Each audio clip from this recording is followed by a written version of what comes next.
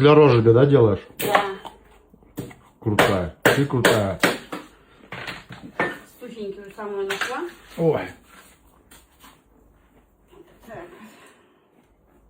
Правила костерочка. Подкачить. Пошла жара, да? О, замечательно. Ну-ка посмотри на меня. Ой, нравится какие, а? Короче, теперь я понял, кто у нас в доме будет заниматься розжигом камина. До хуйня. Ой, красота.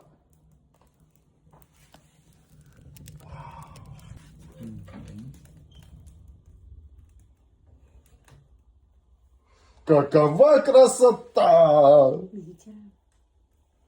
Медитация настоящая.